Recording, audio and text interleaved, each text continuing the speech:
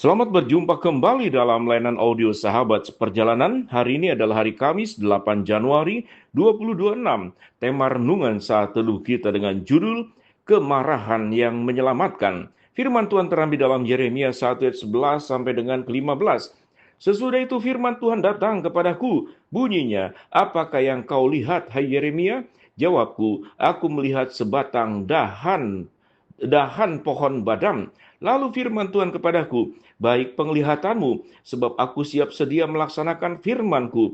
Firman Tuhan datang kepadaku untuk kedua kalinya. Bunyinya, apa yang kau lihat? Jawabku, aku melihat sebuah periuk yang mendidih datangnya dari sebelah utara.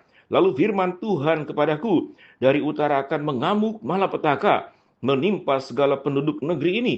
Sebab sesungguhnya aku memanggil segala kaum kerajaan sebelah utara, demikianlah firman Tuhan, dan mereka akan datang mendirikan tahtanya masing-masing. Mari kita berdoa. Bapa yang di dalam surga, kami ingin belajar bagaimana kemarahan Allah adalah kemarahan yang kudus, kemarahan yang membawa kepada keselamatan, dan kemarahan yang membuat kami terhindar dari malapetaka. Dalam nama Tuhan Yesus kami berdoa, amin. Shalom sahabat seperjalanan yang dikasihi Tuhan, kalau kita mengenal tentang kemarahan, maka biasanya konotasinya adalah negatif. Kemarahan adalah bentuk egois, kemarahan hanya mengumbar pikiran dan perasaannya sendiri tanpa berpikir panjang, tanpa kemudian menyimak dahulu secara objektif masalahnya seperti apa, kemudian lalu bersikap. Bahkan Alkitab mengatakan berhentilah marah sebelum matahari tenggelam. Tetapi bagaimana dengan kemarahan Allah? Kemarahan Allah adalah kemarahan yang menyelamatkan. Kemarahan Allah adalah kemarahan yang membuat kita terhindar dari bencana dan malapetaka. Tentunya kemarahan adalah bagian yang terakhir setelah Tuhan memberikan perintah firman Tuhan dengan lembut, dengan kasih sayang, dengan penjelasan, dengan pengertian. Namun tatkala manusia kemudian setelah diberikan berbagai macam nasihat tuntunan kebenaran firman Allah tetap melanggar, maka di sanalah firman Tuhan menyatakan kemarahan Allah yang kudus. Tujuannya bukan semata-mata untuk marah, tetapi tujuannya supaya kita berbalik kepada Allah. Mari kita lihat di dalam Yeremia 1 ayat 11 sampai 15. Kita tahu dengan jelas, Nabi Yeremia adalah menegur dosa-dosa Israel dan Yehuda. Karena mereka telah menyembah berhala, karena mereka telah meninggalkan firman Tuhan, karena mereka telah merosot di dalam spiritual dan juga moral dan segala sesuatunya. Ayat yang 11 dikatakan, kemudian kata Tuhan kepadaku, apa yang kau lihat Yeremia? Lalu aku menjawab, aku melihat sebatang tongkat pohon Adam. Dalam ayat ini, Tuhan menunjukkan kepada Yeremia sebuah tongkat pohon badam. Pohon badam adalah pohon yang pertama kali berbunga di musim semi dan merupakan simbol kebangkitan dan kehidupan. Tongkat pohon badam juga merupakan simbol dari pengawasan Tuhan karena badam dalam bahasa Ibrani disebut dengan saket, memiliki akar kata dengan kata mengawasi yaitu sakat.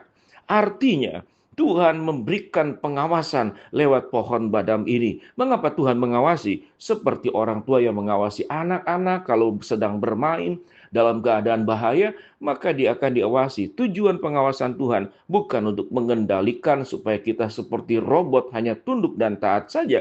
Tuhan sudah menciptakan kita, diberikan kehendak bebas free will, agar kita bisa menikmati berbagai macam hal di atas pilihan-pilihan kita yang seharusnya memang dalam kebenaran. Ayat 12 dikatakan, lalu Tuhan berkata kepadaku, kamu telah melihat dengan tepat, sebab aku akan mengawasi firman-Ku untuk melakukannya. Dalam ayat ini Tuhan menjelaskan bahwa penglihatan tongkat pohon badam adalah simbol pengawasan Tuhan atas firman-Nya. Tuhan akan mengawasi firman-Nya untuk melakukannya. Artinya bahwa Tuhan akan memastikan bahwa firman-Nya akan terlaksana.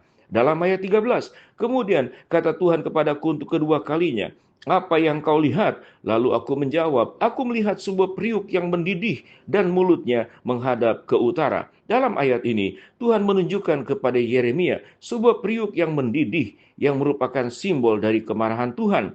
Periuk yang mendidih juga merupakan simbol dari kehancuran dan kebinasaan. Mulut periuk yang menghadap ke utara menunjukkan bahwa kemarahan Tuhan akan datang dari utara, yaitu dari Babylon. Ayat yang ke-14, lalu Tuhan berkata kepadaku, dari utara akan dicurahkan malapetaka atas semua penduduk negeri ini. Dalam ayat ini, Tuhan menjelaskan bahwa penglihatan periuk mendidih adalah simbol malapetaka yang akan datang atas bangsa Israel. Malapetaka itu datang dari utara, yaitu dari Babylon yang menyerang dan menghancurkan Yerusalem. Ayat yang ke-15, karena sesungguhnya Aku memanggil semua kaum dan kerajaan-kerajaan utara. Demikianlah firman Tuhan. Dan mereka akan datang dan masing-masing mendirikan tahtanya di depan pintu-pintu gerbang Yerusalem. Dan terhadap semua tembok di sekelilingnya. Dan terhadap semua kota Yehuda. Dalam ayat ini, Tuhan menjelaskan bahwa malapetaka yang akan datang atas bangsa Israel adalah akibat dari dosa-dosa mereka. Tuhan akan memanggil bangsa-bangsa dari utara, yaitu Babylon, untuk menyerang dan menghancurkan Yerusalem dan Yehuda. Dalam keseluruhan Yeremia 1:11-15 adalah panggilan Nabi Yeremia untuk menjadi nabi bagi bangsa Israel, dan penglihatan tongkat, pohon badam, dan periuk yang mendidih adalah simbol pengawasan Tuhan dan kemarahan Tuhan atas dosa-dosa bangsa Israel. Pada titik ini, sahabat seperjalanan, tentunya kita jangan sampai Allah marah kepada kita, sebagaimana orang tua tidak ada yang berencana untuk marah kepada anak-anak. Apa yang harus kita lakukan? Jangan hidup di dalam dosa, menurutlah kepada Tuhan dengan tuntunan dan perintahnya. Hiduplah dalam kebenaran. Karena Allah yang kita sembah adalah Allah yang penuh dengan kasih sayang, bukan Allah yang marah-marah tanpa jelas, seperti manusia yang seringkali kemarahannya sesungguhnya adalah keberdosaan. Dengan demikian, biarlah kita menjadi orang-orang yang taat, jangan seperti orang Yehuda dan Israel dalam kitab Yeremia. Mereka tatkala sudah dipelihara oleh Allah, diberikan semua yang terbaik oleh Allah, lalu hidupnya serong kiri, serong kanan, belok kiri, belok kanan.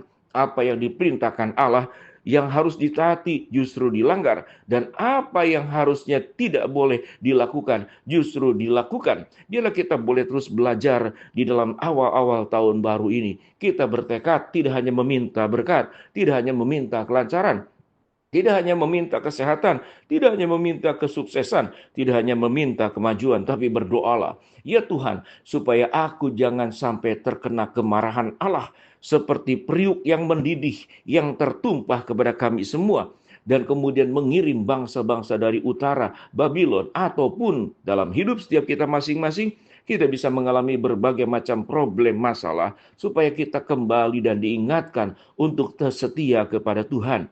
Kita dihindarkan oleh Tuhan dari berbagai macam masalah. Seringkali masalah itu disebabkan oleh dosa-dosa kita. Tetapi memang ada masalah yang diizinkan oleh Allah.